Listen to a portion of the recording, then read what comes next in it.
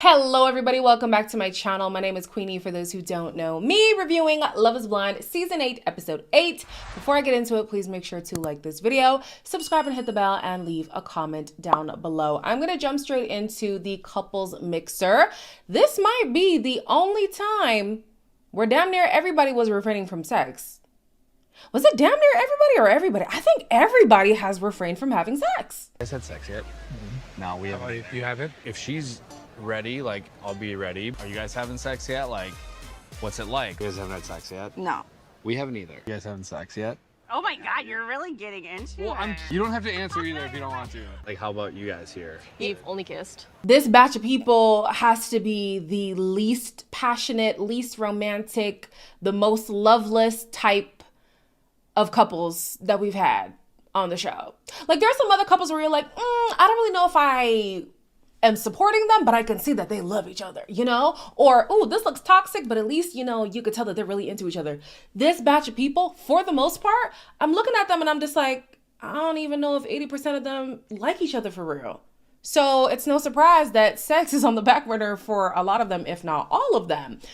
The thing that gets weird for me is the fact that David is going around asking everybody not only if they've had sex, but he's curious to know the details on how it would be going for them if they were having sex. And I guess if you're not having sex, you want to know, like, am I on the same trajectory as other people? Are we lagging behind? Like, what's the deal? But to want to know the details of how it is going for them, what does that do for you? That's what I want to know. Like, what does that do for you? Another thing that was odd to me was how David focused a lot on Lauren's sleeping patterns. He would talk about the positions that she's in, and it has come up at least 4 times now. And I'm just like, huh? And he's like, yeah, I forget that you're so small in the bed, and I'm so big, and there's so much space, and you snore sometimes, and why does it keep coming up? And also her pee schedule. He said she pees like once every hour or something like that. Like, why is that something? Why is it? I don't know. He's getting a bombastic side eye from me. Sarah and Daniel are talking. I damn near forgot that Sarah was on the show because I don't really speak about Sarah and Ben much. But she's asking for the inside scoop on this whole Instagram situation. Did you recognize her? No, I had no idea. Yeah, right. If I did know what she looked like what a scumbag I would be, like, going through the whole process. I was like, please trust me, Taylor. No clue. I think it made us stronger as a couple. I felt like comfortable, like, hey, let's go to Hunter. It's like, yeah, I feel amazing. Why did one of you guys in the comments say say that this season there's about like 6 guys who all have the same face? So she probably did see one of those guys. It just wasn't what's his name? It just wasn't Daniel. And I'm like, well, you're not wrong, because I've been seeing the photo floating around on TikTok of the guys that look alike, and I'm like, huh. In motion, I can tell them apart, but in the photo, I can see why it would be a little bit confusing when you're just getting thrust into the season, seeing all the faces all at once. If you really think about it too, I understand Taylor's hesitance if, in fact, Daniel was following her on social media before, but she's making it seem like he had a whole rundown of, you know, everything about her life. If it's things like, I'm a nurse, I like Christmas, and I like Taco Bell. Respectfully, your interests are not that unique. So if he had more of a scoop on what was going on, I do understand the fear. And again, it seems like this whole theory that he followed her has kind of been debunked by herself after going through the app. So yeah, I sometimes understand her spiraling and other times I don't. I'm just like, you have generic enough things that even if he came with that knowledge, it's still not enough for him to curate himself to be the perfect man for you. So I was kind of anticipating a little bit of drama, but we didn't get much of anything because everyone who had a second option, their second options that we were privy to seeing on screen are the single people. So they're not going to be at this couples mixer. Then we have Devin and Virginia who are back in their hotel room. And I kid you not, I, for the life of me, cannot get a read on this girl. It was really cool to hear a lot of them talk about the love in a lot of them. Like, you can see it when they talk to each other. And I like expressing how I felt about you to all of them, and presence where you can tell that we really like love each other. And Obviously the ocean was good, the food was good. Time we spent in the room. Oh, in the room? Virginia says that this trip has brought her closer to Devin, and she is even more sure now than before that she wants to marry this man. And I'm confused because every time he's talking to her, it looks like she wants to take a nap. I'm just like, do you like this man? Like, either she doesn't like this man or she's just really hard to read.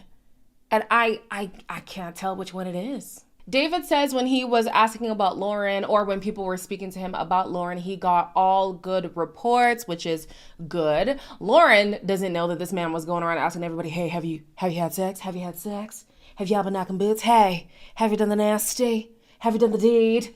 Child, anybody with a pulse was asked if they were having sex. But anyways, they end up having a conversation about what they're gonna do once they get their phones back. We'll exchange phone numbers. Hopefully don't have it already. Small world. Your last text to me is fuck you. A ghost emoji. Yeah, Have you ever ghosted someone? Yeah. Recently? No. Okay. It's at this point that I was convinced that Lauren hasn't seen that side of who is this? David. Lord. That Molly has seen, because the question of whether or not he would have ghosted somebody would have never come up if that was the case. And so I'm even more confused why David decided to sack Molly and stick with Lauren, outside of the fact that, in my opinion, he made it seem like Lauren is the type of person who you're supposed to get married to. Which ends up being a whole madness later on, because clearly he might be regretting his decision. But it seemed like Lauren was shocked at the fact that he would have ghosted somebody in the past or whatever. And I'm just like, the man said he used to like integrity. The man has cheated before. The man used to be a player, focused on appearance and all this kind of stuff. Ghosting somebody seems to be part of the playbook. I don't know why she was a little bit shocked by that. I'm convinced that he has been keeping this side of himself away from her so he could present in the best way possible. Whereas with Molly, he was a lot more authentic. He says that the first thing he's going to do when he gets home is call his sister. It's important to note that his sister is the one that he's the most scared to tell about this process, because when he talks about his dad, he's like, yeah, my dad is probably going to be really worried and stuff, but I don't care what he says because I'm a grown man and I can make my own decisions. Okay, so wouldn't the same apply to your sister? Are you not still a grown man and you could do what you want to do because you are a grown man? Why does your sister's opinion trump your feelings? I don't know. When the couples move into their apartments back in Minnesota, Joey and Monica talk about their differences regarding cleanliness. A little minimal for my... Really? I like things. Okay. Have I one kind of like thing. clean all the time. So I grab a pair of jeans and I put them on. There's a spider's nest in the crotch. How long was it in your closet? Crotch spider. Ah, Communal that socks. is the weirdest. These are kind of nasty. They're just socks. They're socks. That's fine, but I'm not gonna wear them. Now, why the hell did the editors zoom in on Miss Girl's dirty feet? Not once, but twice. At least I only noticed it twice. I was like, oh my gosh. Her feet are dirty. Oh, I almost broke out in hives the way Joey was about to break out in hives after hearing the way that this lady potentially keeps her home. He was like, you had no, but let's actually talk about that. You had spider webs? That means the clothes were there for a long time. And I'm nobody to say I am bad sometimes when it comes to cleanliness. I'm not gonna lie. That's part of the depression. It comes with it, okay? I ain't never had cobwebs in my pants though. I've never had that. That's definitely new. I think for them, if they are gonna have a relationship, because I'm not sold on this relationship yet, they might have to get a place that has a lot of his and hers sinks, his and hers closets, hell, his and hers bedrooms at this point. Ben and Sarah touch base with their family. Both parties are skeptical about the process, blah, blah, blah, whatever. They're really not that important in this episode. It's more so the next episode, so we're just going to hold off on Ben and Sarah for now. Then David says that he has told his friends and family, and unfortunately for him, this whole process has become the talk of the town. Okay, who have you told about your engagement? Just the way that they heard about it was not ideal. Is Minneapolis, I guess. Yeah. So I should be used to that at this point in my life. All these people are already like talking about my personal life. Why are they wasting their time and energy talking about me? It's just stupid. I just don't really like that. I've not seen him like this, frustrated and annoyed. So initially when I was listening to this conversation, I was thinking, this kind of backs my theory that he's trying to present as this man of integrity now, either to prove to himself or prove to other people. And I'm thinking, why is you coming on this show to eventually get married such a hot topic for your friends and family and the people around? Like, why? Why is that such a big deal? We get some context later, but that was my initial thought. Like, so they really know that you're out here in these streets. And of course, nobody believes that you're actually going to get married and you found a good person to get married to. I don't know, the way that David presented himself, mind you, the way that he presented himself, it just seems like he be out here and a lot of people would have a lot of things to say about him. You know what this reminded me of too? Last season, when Tyler was telling Ashley that they should block out the noise because there's probably going to be people on the outside who have a lot of things to say about him, but he had no reason to be nice to those people. Like, that's exactly where my mind went. I was like, I'm always skeptical of people who say like, oh, a lot of things are going to be said, but you should not believe them. Why? Why are you already assuming that there's going to be a negative story going around about you? And why should I automatically not believe them? Little did I know it was going to be a plot twist. But yeah, I was looking at David like, side eye. Then Lauren says that her brother is also not keen on this whole process. He's scared of coming on camera because the show can manipulate the things that you say and stuff. At least he has the wherewithal to think that, because a lot of people come on the show acting a plum fool and then are shocked when the producers edit them a certain way. Like, yeah, they have the liberty to chop and screw your conversations for the sake of entertainment. So the brother is like, y'all not gonna get me. I'm smarter than that. Devin and Virginia talk about finances. She says that she's very financially responsible and the only thing that she really splurges on is experiences, like a trip or something. And with Devin, he says he doesn't spend a lot of money, but he has spent a lot on shoes. How much is this habit costing me? $700. Maybe like a pair every couple months. Or Yeah. Trips and stuff, I have money ready for that. Both have a separate account and then have one together? Or? Yeah. Even like a prenup. Worst case scenario, it's just like people leave with what they came with. Like I wouldn't want to be all in your pockets. Yeah, I never thought about that, so. Yeah. So they both want to be able to save up to buy a home. I think that they were throwing out the idea of staying at Devin's place, which is kind of small for the both of them right now. And she said that she has no problem with that. However, if they were to move from there, it would be into a house and not into another apartment. I think that their financial ambitions match up. So he wants to work up to being the CEO of the company that he's currently working for. Is it a company or is it whatever? The business that he's affiliated with. And she said that she wants to be a millionaire. She's working on that. So yay, congrats to you, girl. Then conversation kind of took a turn because Virginia brought up prenups and the man looked like, who the hell is getting not me. He had said that the thought didn't even cross his mind. Virginia says that for the longest time, she had been anti-prenup. Same here.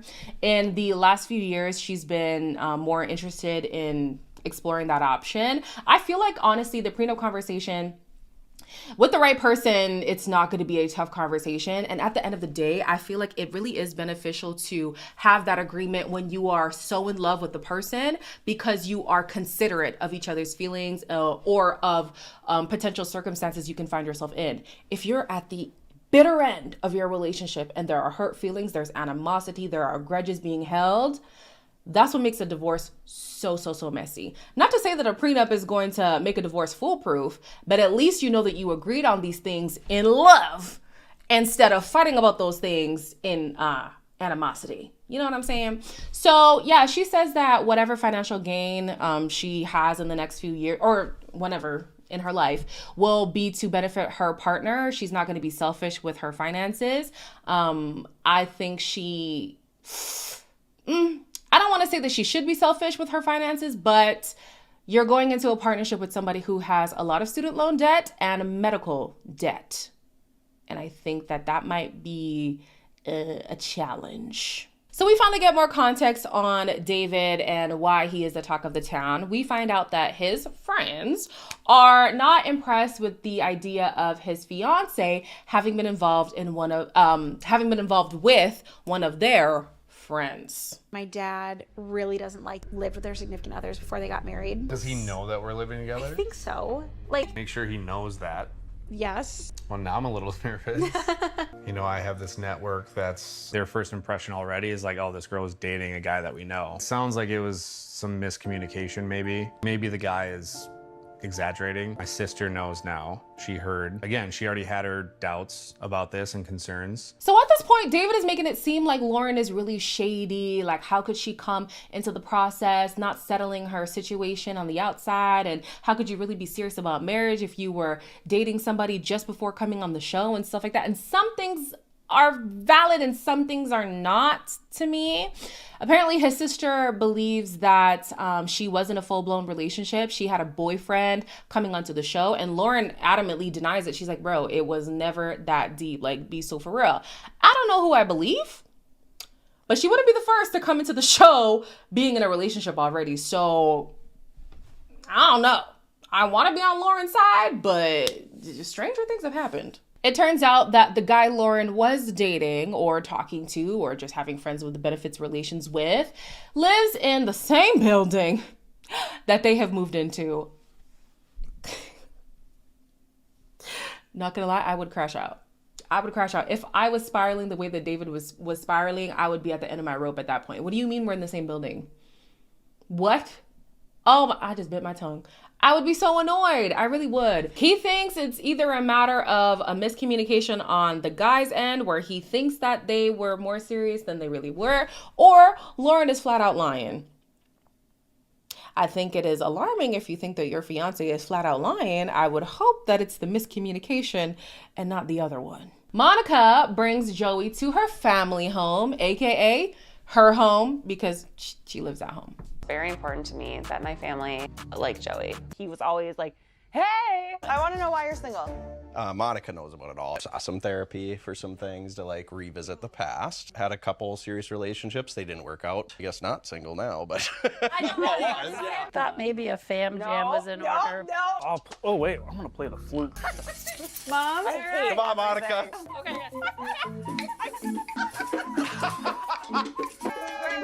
These are some wacky people. Speaking of Joey and Monica, and then you see that it's hereditary. I said, oh, they're all wacky. Okay, well, at this point, Joey fits like a glove in this family. The only problem is I'm still not seeing the romance. It just gives besties, the best of friends. And I feel like to this day, if they don't get married, they really could be the best of friends. Nicole, which is Monica's sister, calls things out point blank. She said, no, that's not your type. He's not. I don't have a type. 6'5" Italian model. Not at all about looks. But even his personality, I'm good at reading people. I know you are. All the morals and values and topics, like every single thing matched. Always been on the same page with like everything. This entire time I've been like, I don't think Joey is her spec. Like, I just don't think that he is. According to her, she's like, you know what? I do think that he's attractive and stuff. And at the end of the day, it's not even about looks. I feel like we match on a lot of things that are marriage type things to match on. And so she's like, but even his personality. And then to make matters worse, Nicole's current partner happens to be one of Monica's ex-flings. So for the sister to be like, this ain't it, my ears perked up. Now in episode 9, we get a different kind of story, which is quite interesting. But at this point, I was like, yeah, I think I side with the sister. I don't really know if Monica's in it for real, but they're making it seem like they're in it for the long haul, so who knows? That's it for this episode. As always, like, comment, share, and subscribe. And if you haven't subscribed to my podcast channel, please do. I would greatly appreciate your support over there. I am going to be talking about Love is Blind as well, but I'm going to be talking about the stuff that's been happening on social media too. So I'm not really going to touch on social media as much over here. I'm going to do it over there. So if you want my thoughts, please go over there. I would greatly appreciate it. And I will see you in the next one.